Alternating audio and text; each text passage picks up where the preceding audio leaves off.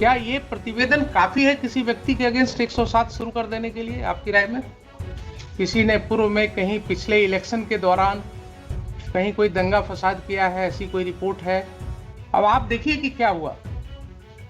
आपने एक दस्तखत कर दिया 107 के ऑर्डर को, उसके आधार पर क्या क्या तांडव हो गया। आप क्या पुलिस के कहने से कुछ भी कर देंगे?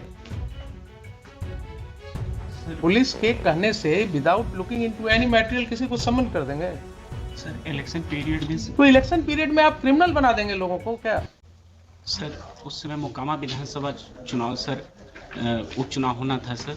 उसमें सर बहुत सारा हम लोगों को इनिशिएट करना पड़ता है right from the after announcement of the election and after the conclusion of election. इस पीरियड में सर जो प्रिवेंटिव एक्शंस के तहत प्रोसीडिंग्स इनिशिएट करने पड़ते हैं सर। कोई तो बेसिस होगा ना एसडीएम साहब। सर ऑन द रिपोर्ट हम भी उस गांव के अगर रेसिडेंट हो, मान लीजिए हमारे गांव में एक थाना हो और हम वहां के रेसिडेंट हों, तो हमारे खिलाफ 107 प्रोसीडिंग करने के पहले कुछ तो आप ख्याल रखेंगे हमारी इज्जत का भी।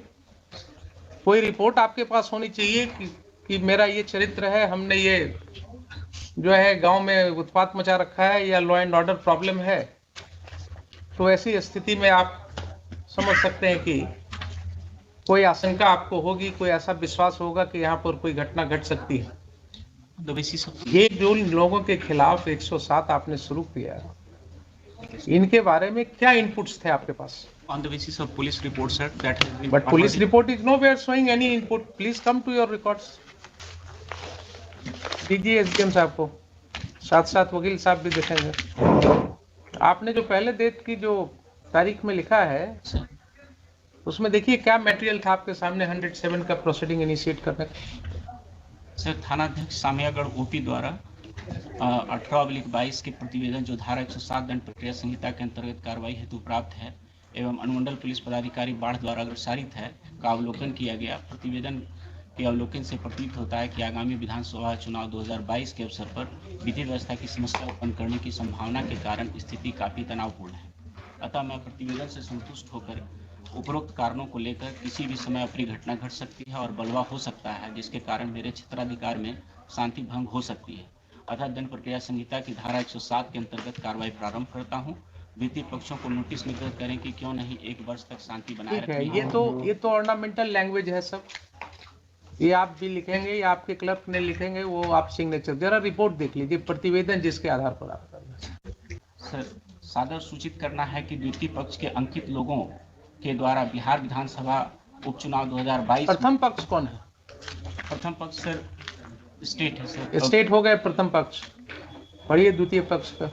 द्वितीय पक्ष सर 10 लोग हैं सर। हाँ छोटू सिंह। ठीक है, नाम छोड़ दीजिए, आगे पढ़िए क्या लिखा। बिहार विधानसभा उपचुनाव 2022 में किसी पार्टी विशेष या प्रत्याशी के पक्ष में बूथ संख्या 270 उच्च विद्यालय पूर्वी भाग, बूथ संख्या 271 उच्च विद्यालय पश्चिमी भाग के मतदाताओं को बहला फुसलाकर भयभीत प्रलोभन देकर प्रभावित कर सकते हैं। इनके द्वारा कर सकते हैं, तो ये तो 10 नाम दिया। आपकी इच्छा होती है, आपके एसपी साहब की इच्छा होती है कि 5 नाम और जोड़ दो तो 15 हो जाता। इन सब लोगों का क्या रिकॉर्ड ऐसा है जिसके आधार पर आपके ओपी से ये सूचना, ये प्रतिवेदन दी गई? क्या ये प्रतिवेदन काफी है किसी व्यक्ति के अगेंस्ट 107 शुरू कर देने के लिए आपकी राय में? सर नोटिस के उपरांत पहले ये बताइए ना, आपको माइंड अप्लाई करना था ना। एक प्रतिवेदन आया आपके पास, ओपी से एक प्रतिवेदन आया, उस प्रतिवेदन के साथ किसी भी व्यक्ति का कोई क्रिमिनल हिस्ट्री नहीं लगा हुआ है। उस प्रतिवेदन में कहीं नहीं कहा गया है कि हाँ ये व्यक्ति पास्ट में भी इसने कभी कोई ऐसा दंगा फसाद किया है या किसी लड़ाई झगड़े में इसका नाम पड़ा है, नहीं है ना। तो ऐसा क्यों नहीं माना जाए कि आपने वहां एक दहशत फैलाने के लिए कुछ लोगों का नाम लिख करके उनको भयभीत करने के लिए आपके पुलिस ऑफिसर ने एक रिपोर्ट बनाया, आपको भेजा और आपने उस पर दस्तखत करके 107 शुरू करा दिया। किसी व्यक्ति के खिलाफ 107 का प्रोसीडिंग अगर शुरू हो रहा है तो क्या उसके ऊपर एक दाग नहीं लग रहा है? आप सिर्फ ये मुझे बताइए। अगर आपके रिकॉर्ड पर, आप गए थे परीक्षा देने ना बिहार एडमिनिस्ट्रेटिव सर्विस की, आपके ऊपर अगर 107 की एक कार्रवाई का जिक्र आपके रिकॉर्ड में होता तो अपने परीक्षा फॉर्म में आपको लिखना पड़ता कि नहीं पड़ता कि पूर्व में 107 में कार्रवाई हुई है मेरे अगेंस्ट? जरा मेरे सवाल का जवाब दीजिए, लिखना पड़ता कि नहीं? इंटरव्यू होता, उसमें जो लोग होते हैं वो आपसे पूछते ना कि अच्छा ये 107 क्यों हुआ आपके ऊपर, क्या जवाब आप देते? बोलते साहब ये तो पुलिस वालों ने ऐसे ही कर दिया, मेरा तो रिकॉर्ड बिल्कुल क्लियर है। क्या यही बोलते या कुछ और बोलते? जरा सर यही बोलते ना। इतने लोगों का तो आपने कैरेक्टर रोल लिख दिया sir without their being any basis.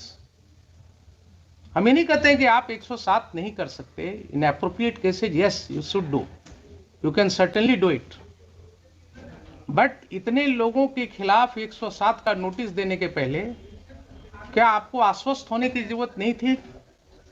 क्या इसमें से किसी व्यक्ति के विरुद्ध कोई शिकायत है, किसी ने कभी कोई लॉ एंड ऑर्डर ब्रेक किया है, किसी ने पूर्व में कहीं पिछले इलेक्शन के दौरान कहीं कोई दंगा फसाद किया है, ऐसी कोई रिपोर्ट है उस ओपी में?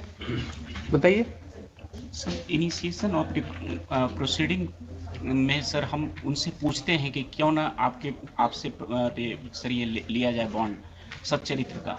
इससे सर हमने उसको कभी भी प्रोसिक्यूट तो नहीं किया। बॉन्ड लेने की बात है ना सर, आप उनको बोलते हैं कि साहब क्यों न जरा 107 निकाल ही लीजिए ना, क्या है, आइए जरा, कुछ पढ़ाई लिखाई भी हो जाएगी इसी बहाने। अब देखिए ये सेक्शन के अंदर आपने क्या समझा, क्या दिया हुआ है? रिसीविंग इंफॉर्मेशन एक पार्ट हुआ, बीच में देखिए एंड के बाद क्या है? And is of opinion. धीरे धीरे पढ़िएगा जरा उसको, सर इसी में क्रक्स है। And is of opinion that there is sufficient ground, so mere receipt of information is not something कि पुलिस ने एक भेज दिया लिख करके and you will put a signature। आपका वो जो है क्या है, वो बेंच ऑफिसर या आपका पेशकार जो है वो बोला साहब बना दिया हमने, अब दस्तखत कर दिया जाए, आपने दस्तखत कर दिया। जब आप अभी घर जाएं और आपको कोर्ट का एक सम्मन मिले अपने घर पर, तो आप दोपहर का खाना भूल जाइएगा, नहीं होगा? तो कोर्ट में हम लोग नोटिस इशू करने के पहले सोचते हैं किसी को। रोज वकील साहब कहते हैं हुजूर नोटिस कर दिया जाए, कहते हैं नहीं, नोटिस करने के पहले देखेंगे आपका केस नोटिस के लायक है कि नहीं। क्यों? इसलिए कि we are alive to this situation कि एक नोटिस जब किसी को मिलेगा उसके घर पर, उसके बाद उसकी क्या स्थिति होगी? भोजन छोड़ करके पहले दौड़ेगा, वकील देखेगा, वकील के फीस का इंतजाम करेगा, घर द्वार बेचेगा, जमीन बेचेगा। So we restrain ourself. आप क्या कर रहे हैं साहब? अब आप देखिए कि क्या हुआ। आपने एक दस्तखत कर दिया 107 के ऑर्डर को, उसके आधार पर क्या क्या तांडव हो गया। अगर ये गलत ऑर्डर आपने नहीं पास किया होता तो आगे कोई बात ही नहीं होती। तो ये सारी कार्रवाई के तो दोषी आप हो गए। Your order without application of mind, without following the law has created all this trouble. I find myself totally disturbed how this is happening. SDO is making false statement in FIR. SDM is not applying his mind before issuing summon to anybody. Police officers arresting anybody on a mere allegation without knowing the judgment of the Honorable Supreme Court. Are we living in a situation where we can understand rule of law? It's really being implemented. अब ये आपको हम पढ़ावे court में हर officer को बुला करके संभव है क्या?